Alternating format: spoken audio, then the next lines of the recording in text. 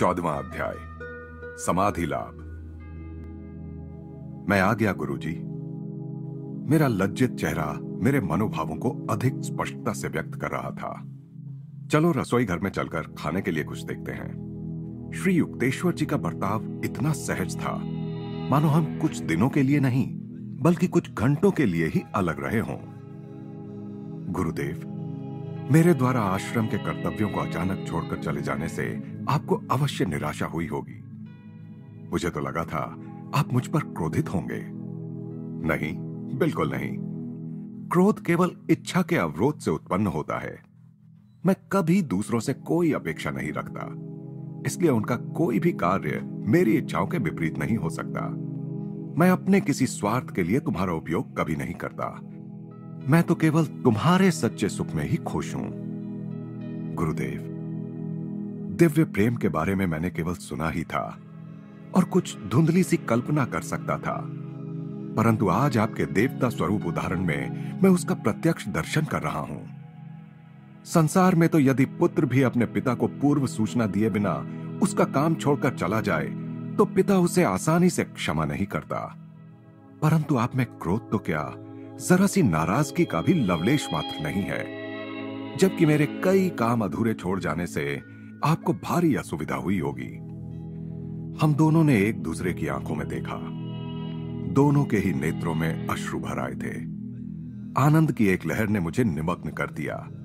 मुझे यह बोध हो रहा था कि मेरे गुरु के रूप में साक्षात भगवान मेरे हृदय के प्रेम की सीमित उत्कंठाओं को विराट प्रेम में विस्तारित कर रहे थे। कुछ दिन बीत जाने के बाद एक दिन सुबह मैं गुरुदेव के खाली बैठक कक्ष में गया। वहां ध्यान करने का मेरा विचार था, परंतु मेरा अवज्ञाकारी मन इस प्रशंसनीय उद्देश्य में सहयोग देने के लिए तैयार नहीं था। विचार ऐसे बिखर रहे थे जैसे किसी शिकारी के आते ही पक्षी बिखर जाते हैं। मुकुंद, दूर की एक बालकनी से श्री युक्तेश्वर जी की आवाज आई। मेरे विचार जितने विद्रोही थे उतना ही विद्रोही अब मैं भी बन गया। गुरुदेव सदा मुझे ध्यान करने को कहते हैं। मैं अपने आप से बड़बड़ाया। उन्हें मालूम है कि मैं यहां किस लिए आया हूं। अब उन्हें मेरे प्रयास में बाधा नहीं डालनी चाहिए। उन्होंने फिर मुझे बुलाया। मैं चुप ही बैठा रहा। तीसरी बार जब उन्होंने फिर पुकारा तो उनके स्वर में कठोरता आ गई थी। मैं ध्यान कर रहा हूं गुरुजी। मैं विरोध में चिल्लाया। मैं जानता हूं तुम कैसा ध्यान कर रहे हो। मेरे गुरु ने उधर से कहा, आंधी में उड़ रहे पत्तों के समान बिखरे मन से यहां मेरे पास आओ। प्रयत्न में विफल रहने और भेद खोल जाने पर मैं खिन्न मन से चुपचाप उनके पास जाकर खड़ा हो गया। नादान बच्चे, तुम्हें जो चाहिए वह पर्वत तुम्हें नहीं दे सके। गुरुदेव स्नेह भरे सांत्वना देते स्वर में बोल रहे थे। उनकी शांत दृष्टि अतः बन गई थी। तुम्हारे हृदय की लालसा अवश्य पूरी होगी। श्री युक्तेश्वर जी कदाचित ही कभी गूढ़ भाषा में बोलते थे। मैं असमंजस में पड़ गया। उन्होंने धीरे से मेरी छाती पर हृदय के ऊपर थपथपाया। मेरा शरीर निश्चल होकर जमीन से चिपक गया। श्वास तेजी से फेफड़ों से बाहर खींच गया, मानो किसी महाकाय चुंबक ने उसे खींच लिया हो। आत्मा और मन तत्क्षण शरीर के बंधन से मुक्त हो गए और किसी प्रवाहमान तीक्ष्ण तेज के समान मेरे शरीर के रोम रोम से बाहर बहने लगे। स्थूल शरीर मृतवत हो गया। फिर भी अपने तीव्र बोध में मुझे यह भान हो रहा था कि मैं पहले कभी भी पूर्ण रूप से जीवित नहीं था। अपने अस्तित्व का मेरा बोध अब संकुचित रूप से केवल मेरे शरीर तक ही सीमित नहीं था, बल्कि मेरे चारों ओर व्याप्त अणु परमाणुओं में फैल गया था। दूर सड़कों पर चल रहे लोग मेरी अपनी ही सुदूर स्थित परिधि पर चलते प्रतीत हो रहे थे। भूमि की धुंधली पारदर्शिता में पेड़ पौधों की जड़ें दिखाई दे रही थीं। उनके अंदर चल रहे रस प्रवाह का भी मैं स्पष्ट अवलोकन कर रहा था। आसपास का पूरा क्षेत्र मेरे सामने अनावृत हो गया था। केवल सामने ही देख पाने वाली मेरी साधारण दृष्टि अब चतुर दिग्दर्शी विशाल मंडलाकार दृष्टि में परिवर्तित हो गई थी, जो सर्वदर्शी भी थी। अपने मस्तक के पीछे से मैं रायघाट लेन में दूर चलते फिरते लोगों को देख रहा था और एक श्वेत गाय को भी मैंने वहां देखा जो धीरे धीरे आश्रम की ओर आ रही थी। जब वह आश्रम के खुले द्वार पर पहुंच गई तो मैंने उसे ऐसे देखा मानो अपनी दो स्थूल आंखों से देखा हो। जब वह आश्रम के अहाते की दीवार के पीछे चली गई, तब भी मैं उसे स्पष्ट देख रहा था। मेरी विशालदर्शी दृष्टि में दिखने वाली सारी वस्तुएं तेज चलने वाले चलचित्रों की भांति कंपित और स्पंदित थीं। मेरा शरीर, गुरुदेव का शरीर, चारों ओर से खंभों से घिरा आश्रम का चौक, फर्नीचर और फर्श, पेड़ पौधे और धूप यदा कदा उग्रता से स्पंदित होते रहे, जब तक कि सब कुछ प्रकाश सागर में विलीन नहीं हो गया। ठीक वैसे ही जैसे पानी भरे गिलास में चीनी डालने के बाद उसे हिलाने से वह पानी में घुल जाती है, सब कुछ अपने में विलीन कर लेने वाला यह प्रकाश बीच बीच में आकार धारण कर लेता था। फिर वह आकार उसी प्रकाश में विलीन हो जाता था। प्रकाश और स्थूल आकार पर्याय क्रम से एक दूसरे में रूपांतरित होकर सृष्टि के कार्य कारण सिद्धांत को स्पष्ट कर रहे थे। मेरी आत्मा के शांत अनंत तट पर सागर के समान आनंद उमड़ पड़ा। मैंने अनुभव किया कि ईश्वर का स्वरूप अक्षय आनंद है। उसका शरीर प्रकाश के असंख्य तंतु हैं। मेरे अंदर उमड़ती दिव्य ज्योति ने विस्तृत होते होते नगरों, महाद्वीपों, पृथ्वी, सूर्यमंडल, तारामंडल, निहारिका पुंज और अंतरिक्ष में प्रवर्तमान ब्रह्मांडों को अपने में समा लिया। रात में दूर से दिखाई पड़ने वाले प्रकाशमय शहर की भांति समस्त ब्रह्मांड मेरे अस्तित्व की अनंतता में जगमगा रहा था। ब्रह्मांड के स्पष्ट रेखांकित परिधि के परे चमकने वाला तीव्र प्रकाश उसके दूरस्थ किनारों तक पहुंचते पहुंचते किंचित क्षीण सा होता जा रहा था। वहां मुझे एक स्निग्ध मृदु तेज दिखाई दे रहा था, जिसमें कभी किसी प्रकार की कोई क्षीणता नहीं आ रही थी। वह तेज अवर्णनीय रूप से सूक्ष्म था। नक्षत्र पुंजों के आकार अपेक्षाकृत स्थूल प्रकाश से बने हुए थे। एक शाश्वत उद्गम स्रोत से दिव्य किरणों का प्रसार हो रहा था और वे अवर्णनीय प्रभा मंडल से दैदीप्यमान आकाश गंगाओं में रूपांतरित हो रही थी। बारंबार मैंने उन सृजनात्मक किरणों को नक्षत्रों में और फिर विस्तृत पारदर्शक ज्वालाओं में रूपांतरित होते देखा। लयबद्ध प्रत्यावर्तन के द्वारा करोड़ों करोड़ों विश्व पारदर्शक तेज में विलीन हो गए और फिर वह तेज महाव्योम बन गया। मुझे यह ज्ञान हुआ कि समस्त तेजोमय ब्रह्मांड का केंद्र मेरे हृदय में स्थित अंतर्ज्ञानानुभूति का बिंदु है। एक प्रकाशकारी ज्योति मेरी नाभि से समस्त ब्रह्मांड के प्रत्येक भाग को प्रसारित हो रही थी। परमानंदमय अमृत मेरे अस्तित्व के कण कण में पारे के प्रवाह की भांति व्याप्त हो रहा था। ईश्वर की सृजनात्मक ध्वनि को, ब्रह्मांड के प्रेरक यंत्र की ध्वनि को मैं ओम की झंकार में प्रतिध्वनित होते सुन रहा था। अचानक श्वास मेरे फेफड़ों में लौट आया। लगभग असह्य निराशा के साथ मैं जान गया कि मेरी विराट असीमता लुप्त हो गई थी।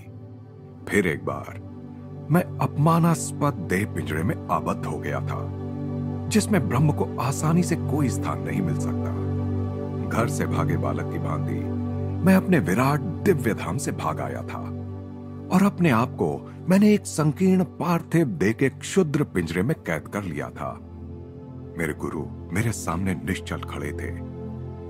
लंबे समय से मुझे जिस ब्रह्म चैतन्य के अनुभव की उत्कट लालसा थी, वह अनुभव उन्होंने मुझे प्रदान कर दिया था।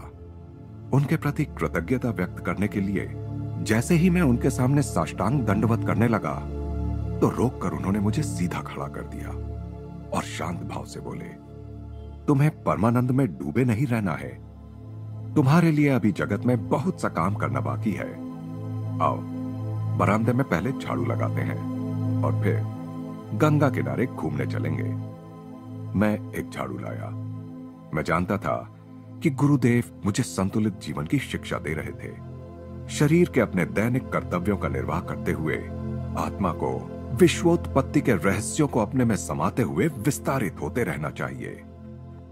बाद में जब श्री युक्तेश्वर जी और मैं घूमने निकले, तब भी मैं अनिर्वचनीय आनंद में विभोर था। मैं हम दोनों के शरीरों को प्राण शक्ति से बने चित्रों के रूप में देख रहा था, जो प्रकाश से बनी एक नदी के किनारे प्रकाश के ही बने एक रास्ते पर चल रहे थे। वह ईश्वर का चैतन्य ही है जो सृष्टि में विद्यमान प्रत्येक रूपाकार और प्रत्येक शक्ति का पोषण करता है और उसे आधार देता है।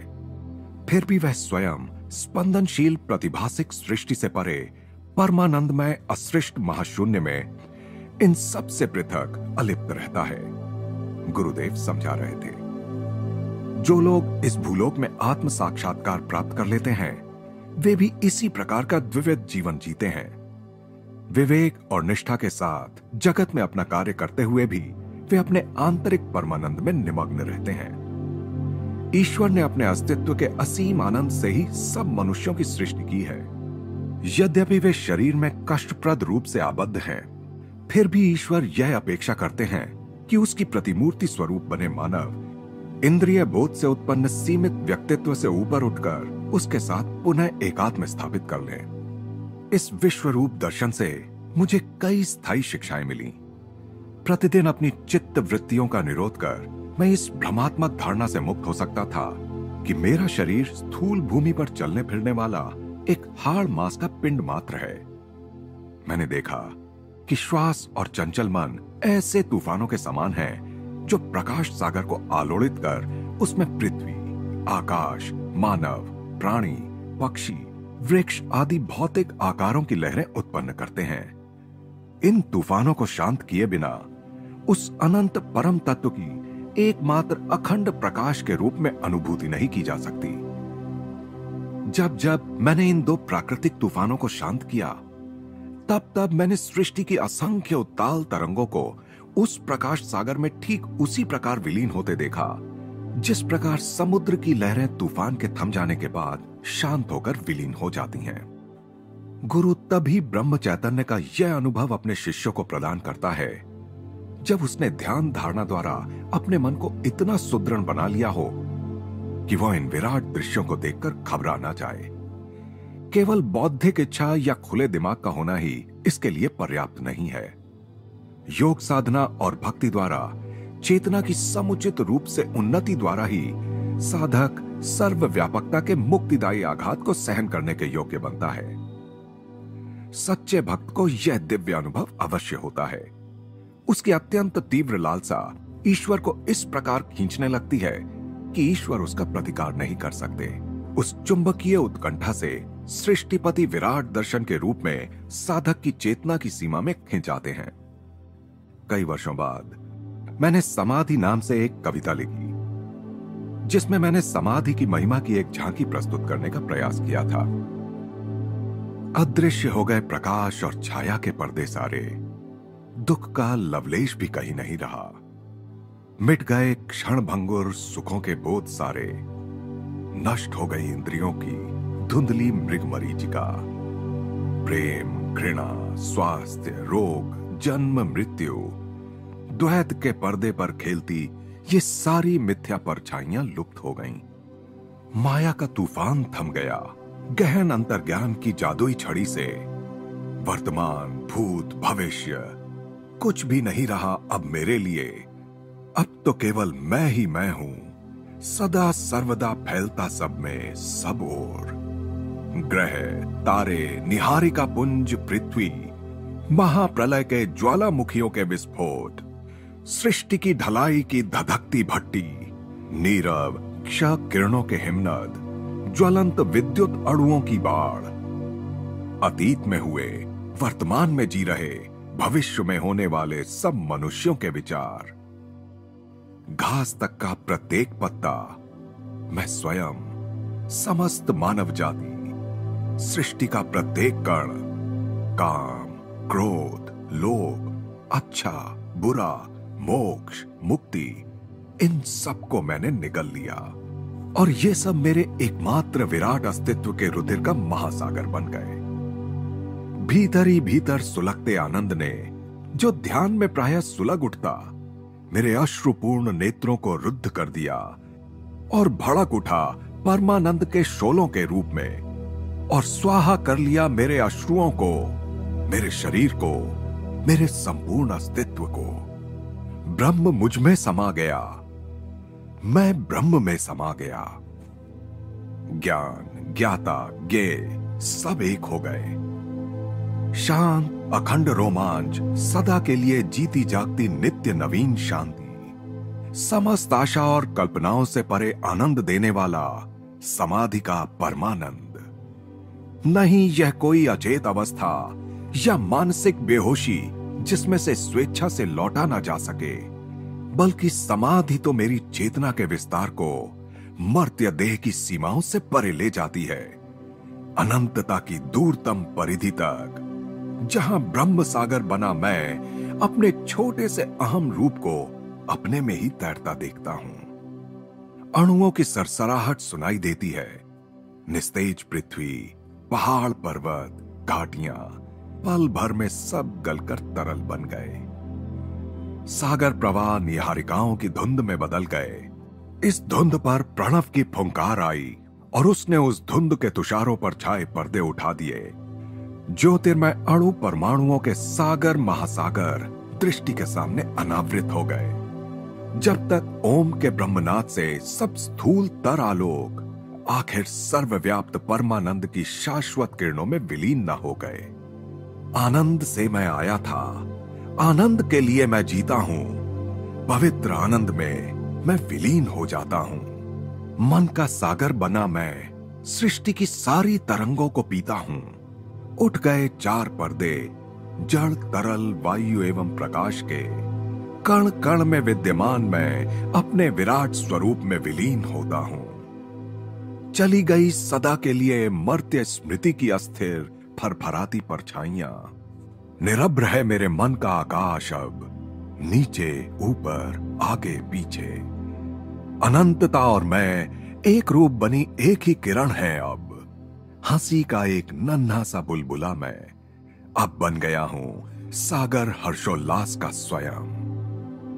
श्री युक्तेश्वर जी ने मुझे यह दिव्य आनंदपूर्ण अनुभव अपनी इच्छानुसार जब चाहे प्राप्त करने का, और जिनकी अंतर ज्ञान प्रणाली पर्याप्त रूप से विकसित हो गई हो, ऐसे लोगों को भी इसे प्रदान करने का तरीका सिखाया। इस प्रथम अनुभव के बाद कई महीनों तक मैं इस परमानंदमय एकात्मता की अवस्था में तल्लीन रहा, और प्रतिदिन यह बात मेरी समझ में आती रही कि उपनिषदों में ईश्वर को रस स्वरूप रसो वैसा क्यों कहा गया है। परंतु एक दिन सुबह मैं एक समस्या लेकर गुरुदेव के पास गया। मैं जानना चाहता हूं गुरुदेव, मुझे ईश्वर प्राप्ति कब होगी? तुम्हें ईश्वर प्राप्ति हो चुकी है। जी नहीं गुरुदेव, मुझे तो ऐसा नहीं लगता।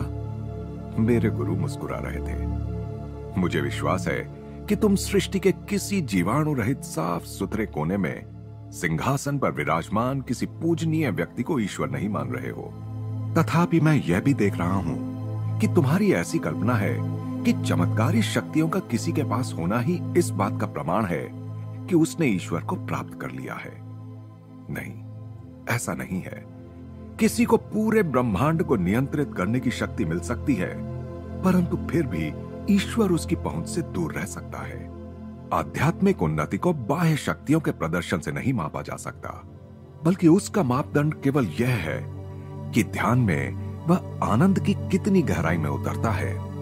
नित्य नवीन आनंद ही ईश्वर है। वह अक्षय है।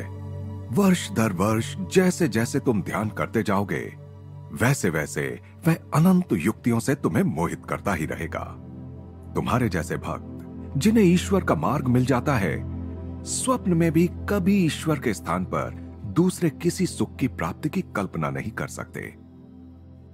ईश्वर तुलना या प्रतिस्पर्धा से भी परे बेजोड़ विमोहक है। इहलौकिक सुखों से हम कितनी जल्दी ऊब जाते हैं। भौतिक सुखों की कामनाओं का अंत नहीं है।